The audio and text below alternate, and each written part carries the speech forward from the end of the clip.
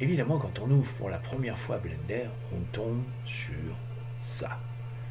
Ça arrête un petit peu.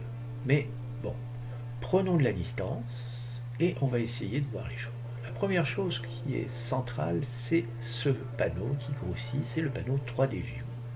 Ce panneau 3D View, il a en bas sa barre des menus, voilà, qui vient se poser. Et des sous-panneaux latéraux, panneaux N et T. Au milieu, il y a la vision du monde de Blender avec son repérage 3D, ses objets, et ainsi de suite. Voilà. Maintenant, on va voir dans la suite comment ces différents éléments interagissent entre eux avec l'utilisateur et surtout la souris. Voilà, tout se replace dans l'écran. Vous voyez, c'est pas si compliqué que ça.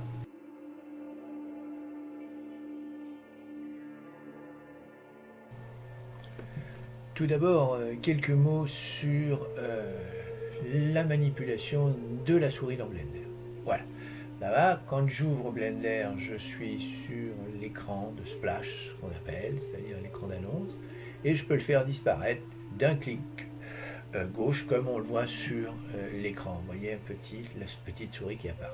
Voilà. Maintenant, je vais apprendre un petit peu à voir comment on peut utiliser cette souris. Je mets le screencast pour voir à peu près ce que je fais à la souris sur le coin gauche. Voilà, ici par exemple, je décide de déplacer la vue. Donc j'appuie sur la molette et je déplace la souris en même temps. Voilà, ça c'est la première action. Bien sûr, aussi, on peut la déplacer autrement qu'en rotation. On peut la déplacer en translation en appuyant sur la touche majuscule et en la molette et en déplaçant la souris dans tous les sens. Voilà les deux premiers déplacements de la vue. On s'intéresse maintenant au déplacement des objets de la scène. Regardez bien le cube, je clique droit dessus, je le sélectionne, un petit repère de couleur apparaît dessus, ça signifie qu'il est sélectionné. N'oubliez pas, clic droit pour sélectionner.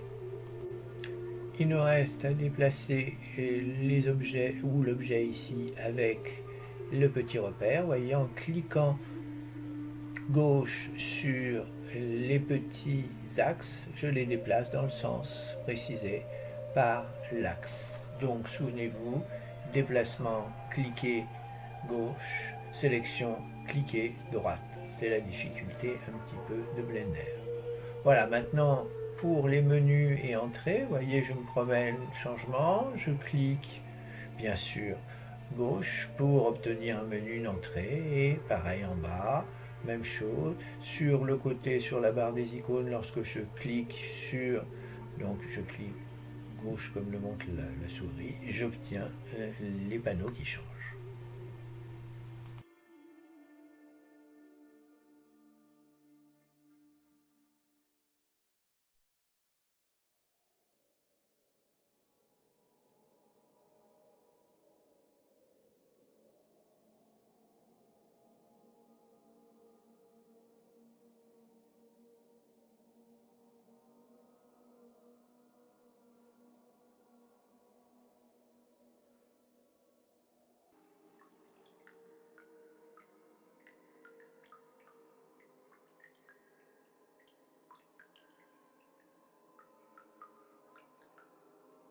Comme je le disais, il y a bien sûr d'autres panneaux dans cet écran.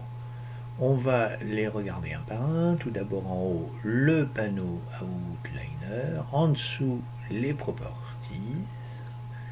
On verra à quoi il sert. En haut encore, le panneau des infos. Et en bas, le panneau de l'animation. Ça fait beaucoup de panneaux, mais on verra chacun leur utilité.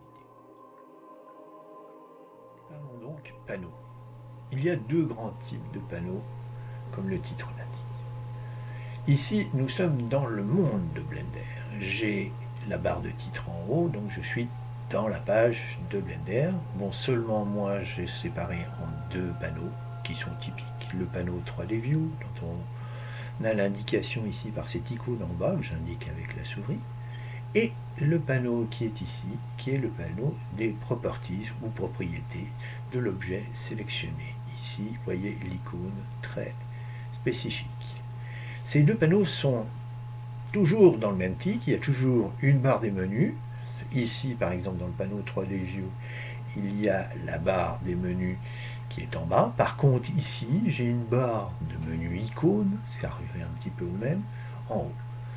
Là, dans le panneau 3D View, j'ai un espace où je peux voir et interagir avec le monde de Blender. Ici, un objet, une matérialisation d'une souris, j'ai des menus, je peux changer la vision.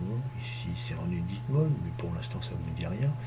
C'est pas très important. Par contre, là, si je me mets en vue filière, je vois le maillage, on verra ce que c'est par la suite, de l'objet. Bref, ici, j'interagis.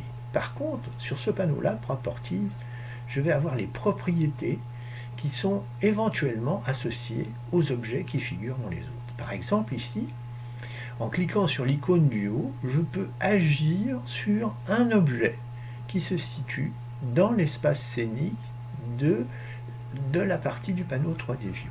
Ici, je n'aurai que des propriétés très complexes de cet objet pour agir dessus, les modifier, mettre des couleurs, mettre tout un tas de choses.